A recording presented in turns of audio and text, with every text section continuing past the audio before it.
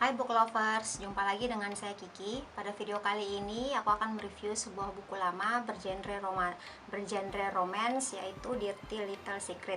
Dirty Little Secret ini diterbitkan pada tahun 2014 dan sudah mengalami 2 kali perubahan sampul atau cover, dan ini adalah cover pertamanya. Nah, Dirty Little Secret ini merupakan karangan dari Alia Zalea dan juga diterbitkan oleh Gramedia Pustaka Utama dengan novel Metropop, seperti itu. Buku dengan halaman 334 halaman ini cukup membuat saya cukup tipis ya, dan itu membuat aku bisa membaca hanya dalam waktu 1 hari, seperti itu. Nah, apa sih yang membuat buku ini recommended dari aku?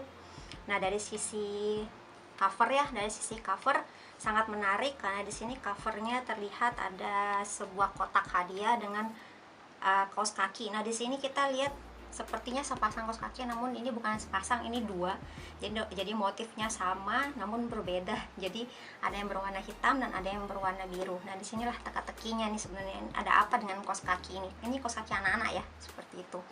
Lalu untuk sinopsisnya sendiri ini sudah jelas di sini. Digambarkan adalah good guy dengan good girl, seperti itu. Jadi good boy dengan good girl bertemu, seperti itu. Namun sinopsisnya ternyata tidak seperti itu, ceritanya tidak seperti sinopsis ini ya, seperti itu. Lalu untuk temanya sendiri, temanya ini cukup menarik kalau menurut aku, karena ini mengangkat satu masalah yang sebenarnya masih tabu di masyarakat Indonesia, dan juga ini sebenarnya riskan untuk remaja yang beranjak dewasa maupun pasangan yang lagi sedang menjalani hubungan seperti pacaran ya, seperti itu.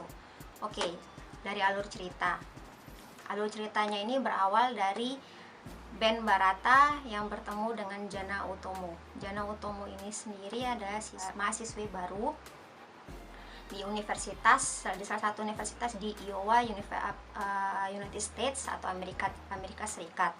Nah, di sana dia seperti merasa asing ya, karena jauh dari kampung halamannya dan juga tidak ketemu dengan teman-teman serumpunnya. Lalu ternyata Ben Barata ini adalah cowok yang juga berkebangsaan Indonesia namun sedikit blasteran. Nah, mereka bertemu nih karena diperkenalkan oleh Sabrina, yaitu teman dari Jana ini sendiri. Nah, kemudian dari situlah perkenalan antara Jana dengan Ben. Akhirnya mereka saling nyaman karena serumpun ya, sesama kebangsaan lah, sesama Indonesia. Jadi mereka akhirnya berteman.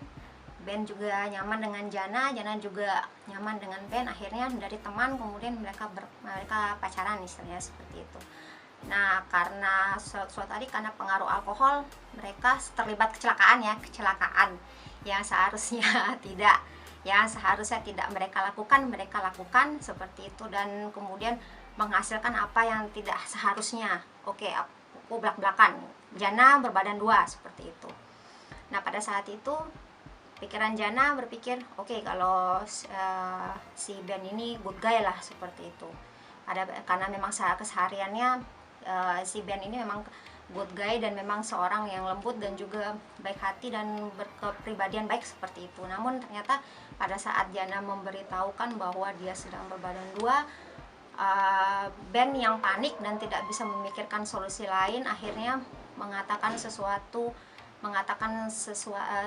kalimat yang membuat Jana marah, dan kemudian saat itu langsung meninggalkan Ben tanpa satu kata pun, seperti itu. Nah, Ben sendiri kemudian menyesal, namun penyesalannya itu akhirnya tidak bisa ia sampaikan kepada Jana karena Jana sudah terlanjur menghilang dan tidak tahu kemana perginya, seperti itu. Nah, pada saat itu Jana pun sudah bersumpah lebih baik dia mati daripada dia harus ketemu lagi dengan Ben, seperti itu. Nah, ternyata hidup Jana ini nyaman hanya 8 tahun aja.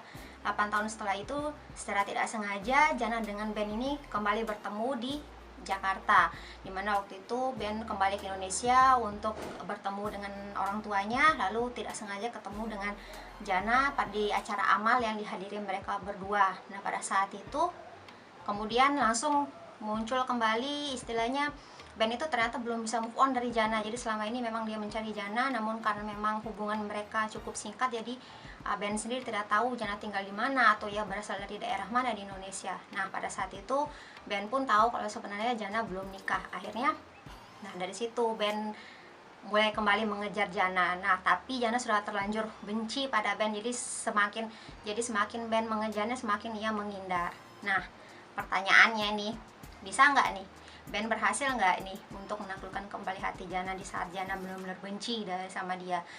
Jana pun apakah bisa terus menghindari dari Ben? Nah, ada satu hal lagi yang sebenarnya Jana ingin hindari dari Ben, karena ia menyimpan rahasia selama 8 tahun ini dengan sangat erat dan ia sama sekali tidak ingin Ben mengetahuinya, yaitu dia memiliki sepasang anak kembar laki-laki yang merupakan anaknya dengan si Ben ini, ya seperti itu.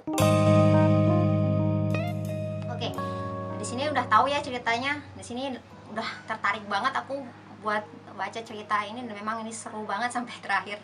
Bagaimana perjuangan si Ben ini nanti di sini. Tapi buku ini pun walaupun temanya seperti ini, namun Alia Zalea tidak menggambarkan adegannya secara ya eksplisit ya, hanya secara implisit. Jadi aman untuk dibaca, aman untuk dikonsumsi untuk para book lovers. Oke, dari sisi penokohan sendiri digambarkan tokoh-tokoh di sini oleh Alia Zalea ini sangat kuat ya, di mana Ben itu merupakan sosok pria yang baik, juga dengan maskulin, cool, tampan, mapan, dan juga dan lain sebagainya, yang membuat Jana pada saat itu juga jatuh hati padanya. Namun pada akhirnya pun Jana akhirnya benci padanya, seperti itu. Lalu untuk tokoh Jana sendiri, ia adalah single mother yang juga mengisi seorang ayah untuk anak-anaknya, sehingga namun ia membesarkan anak-anaknya dengan baik, sehingga anak-anaknya tidak memiliki seorang ayah, seperti itu. Lalu di sini juga ada yang lucu ya, yang aku suka di sini adalah karakter si kembar ini, si Erga dan si Raka. Mereka berdua adalah anak kembar laki-laki yang sedikit bawel dan sedikit bandel, tapi sebenarnya mereka cerdas karena selalu ingin tahu. Sampai Jana sendiri sebagai ibunya kadang-kadang kesulitan saat Erga dan Raka ini ingin tahu sesuatu dan banyak bertanya, seperti itu.